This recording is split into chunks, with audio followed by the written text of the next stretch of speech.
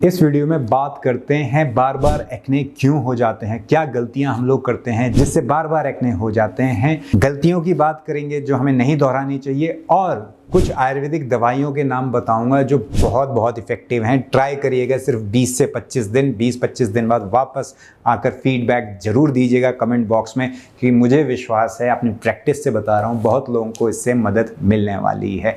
नमस्कार, मेरा नाम है डॉक्टर विवेक जोशी, मेरी वेबसाइट का नाम है vherbal.in और आप सभी का मेरे यूट्यूब चैनल में बहुत स्वागत है। अगर आपको पॉलीसिस्टिक ओवेरियन सिंड्रोम है, PCOS कहा जाता है, उसकी वजह से दाने हैं, हार्मोन्स बहुत ज़्यादा डिस्टर्ब हैं PCOS की वजह से, तो ये शायद उतना हेल्प ना करे, बाकी सबको ये हेल्प कर सकता है, जो भी मैं इस वीडियो में बोलने जा रहा हूँ। सबसे पहली गलती और सबसे कॉमन है जो मैं देखता हूँ जो अक्सर लोग करते हैं, वो है बहुत ज़्यादा प्रोडक्ट फेस पर यूज़ कर लेना। बहुत ज़्यादा सीरम यूज़ कर लिया, 1 लेयर 2 लेयर 3 लेयर लगा ली हैं। बहुत ज़्यादा प्रोडक्ट्स अगर आप यूज़ कर रहे हो, इससे आपकी स्किन डैमेज होगी, पोर्स क्लॉग हो जाएंगे, जिससे एक्ने हो जाएंगे। इसीलिए ये गलती बिल्कुल भी ना करें।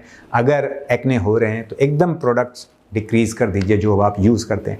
मेरे पास कोई कंसल्टेशन के लिए आता है ना एक्ने का, मैं तो सीधे से ये सलाह देता हूँ कि फेस पर सिवाय मॉइस्चराइज़र के कुछ भी और मत लगाइए। मॉइस्चराइज़र भी एलोवेरा जेल लगाइए, उसके अलावा और कुछ नहीं लगाना है। मेरी तो ये सलाह होती है, आपको भी यही सलाह दूंगा कि कुछ मत लगाइए, सिर्फ एलोवेरा जेल के, अगर एक्ने बहुत ज़्यादा होते हैं तो। दूसरी गलती जो लोग करते हैं वो है अपने पेट का ध्यान नहीं रखना, अपनी आंतों को साफ नहीं रखना। आपको अरे नहीं यार, मेरी तो आंतें साफ रहती हैं, मेरे तो कॉन्स्टिपेशन की कोई दिक्कत ही नहीं है, पेट जाम नहीं होता है। ऐसा है नहीं, ऐसा ज़रूरी नहीं है कि अगर पेट साफ ही हो रहा है तो आपकी आंतें हेल्थी हैं। जितना आपने खाया है वो डाइजेस्ट होके जो नहीं चाहिए वो सारा का सारा बाहर निकला है या नहीं निकला है, ये बहुत इंपॉर्टेंट होता है। कई बार ये चीज़ इतनी क्रॉनिक हो जाती है कि आदमी को लगता है अब यही नॉर्मल है, उसको लगता नहीं मेरा पेट नॉर्मल ही है। इसीलिए आयुर्वेद में जब भी हमारे पास कोई भी पेशेंट आता है फेस से रिलेटेड, बिना ऐसी दवाई के जो पेट साफ ना करे, हम ट्रीटमेंट करते ही नहीं हैं। मॉडर्न मेडिकल साइंस भी यही कहता है कि जो आपका पेट है, जो आपका गट है, वो हेल्थी होना चाहिए, जो गुड बैक्टीरियाज हैं वो अच्छे होने चाहिए, तभी आपका फेस क्लीन रहेगा। तो मॉडर्न मेडिकल साइंस भी ये कहता है, आयुर्वेद भी यही कहता है। कोष्ठ शुद्धि बहुत इंपॉर्टेंट है, इसलिए मैं तो प्रेफर करता हूँ अविपत्तिकर चूर्ण। अविपत्तिकर चूर्ण आपको इजीली मिल जाएगा।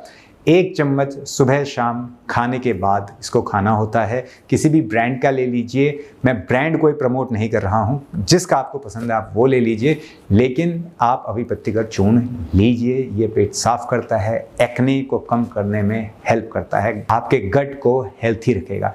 दूसरी चीज़ जो आपके गट को हेल्थी रखेगी वो है पित्ता डाइट। पित्ता डाइट क्या है?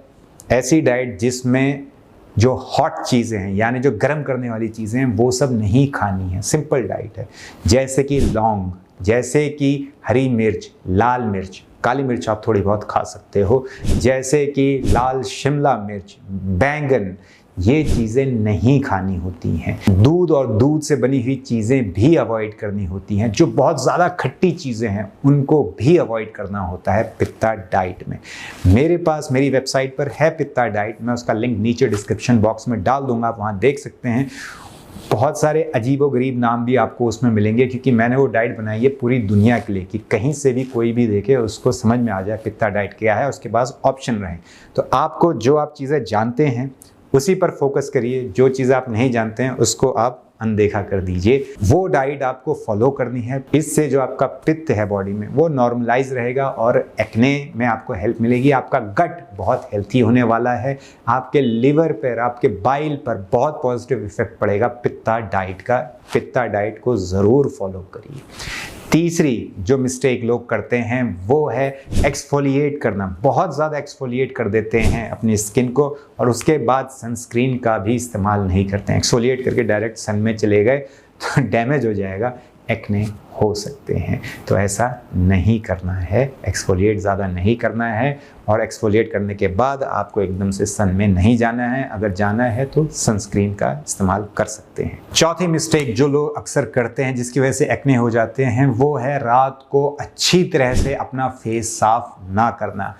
दिन भर आपने क्रीम लगाया, लोशन लगाया, मॉइस्चराइज़र लगाया, सनस्क्रीन लगाया, धूल में गए, काम किया, पसीना आया, उसके बाद रात को साफ़ करना बहुत ज़रूरी है फेस को। अगर अच्छी तरह से साफ़ नहीं किया तो जो धूल धक्कड़ है या फिर जो भी आपने मेकअप यूज़ किया है, जो भी मॉइस्चराइज़र यूज़ किया है, हो सकता है वो बाहर रह जाए, क्लॉग कर दे आपके पोर को। उससे क्या होगा, फिर एक्ने हो जाएगा। इसलिए रात को आलस नहीं करना है, फेस अच्छी तरह से धोना है। और जी हाँ, स्ट्रेस तो बहुत बड़ा रोल प्ले करता ही है। अगर आपने स्ट्रेस पर अपना रिएक्शन नहीं बदला, क्योंकि स्ट्रेस की और कोई दवाई है नहीं, सिर्फ आपको अपना रिएक्शन बदलना है स्ट्रेसफुल कंडीशन पर, तो आपका डाइट हमेशा गड़बड़ रहेगा। क्योंकि स्ट्रेस में आदमी गलत डिसीजन ले लेता है, खाने के गलत डिसीजन लेता है, बार बार इंसुलिन हाई करने का मन करता है क्योंकि उससे कॉर्टिसोल आपका बैलेंस रहता है, तो मीठा खाने लगता है, फिर सारी दिक्कतें शुरू हो जाएंगी।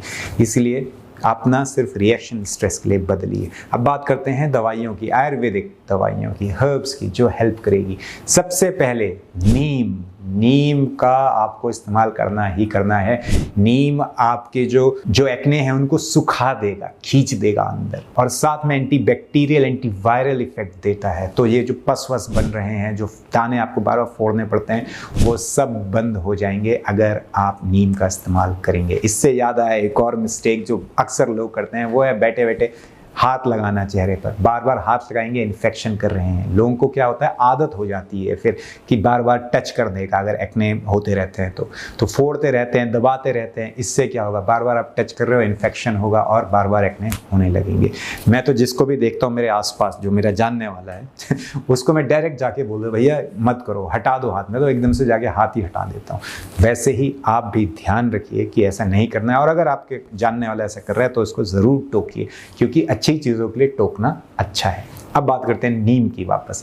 नीम 2 टैबलेट दिन में 3 बार खाली पेट लेनी है। खाली पेट 3 बार कैसे होगा, सुबह उठते ही आपने 2 टैबलेट खा ली, उसके बाद खाने से कम 10 मिनट पहले आप खा सकते हैं, चाहे तो आधे घंटे पहले खा सकते हैं, या फिर खाने के 1.5 घंटे बाद, कभी भी 1.5 घंटे के बाद कभी भी आप ले सकते हैं। एम्प्टी स्टमक माना जाएगा, खाली पेट माना जाएगा। तो 2 टैबलेट सुबह, 2 दिन में, 2 शाम को, ये बेस्ट तरीका है। अगर ये आपसे हो ही नहीं पा रहा है, बिल्कुल नहीं हो पा रहा है, तो 3 गोलियां सुबह, 3 गोलियां शाम को आपको नीम की लेनी है। ये भी हेल्प करेगी। अब बात करते हैं दूसरी दवाई की, वो है अविपत्तिकर चूर्ण। जैसे मैंने आपको पहले भी बताया था, 1 चम्मच सुबह, 1 चम्मच शाम को खाने के बाद आपको लेना है। जितनी मैं दवाइयाँ बता रहा हूँ सारी की सारी लेनी है, 25 दिन तक लेनी है। नीचे आके कमेंट करना है असर हुआ या नहीं हुआ। मुझे विश्वास है लोगों को असर होने वाला है। तीसरी जो चीज़ हेल्प करेगी वो है महामंजिष्ठादि क्वाथ। महामंजिष्ठादि काढ़ा, महामंजिष्ठादि क्वाथ, इन नाम से आपको मिल जाएगा। बहुत सारी अलग अलग कंपनियां बनाती हैं, किसी का भी आप ले लीजिए। 20 ml सुबह, 20 ml शाम को आपको लेना है। लेना कैसे, 20 ml सुबह लिया, उसमें 20 ml पानी डाला, जितना क्वाथ है उतना ही आपने पानी डाला, और इसको खाने के बाद आपको लेना है।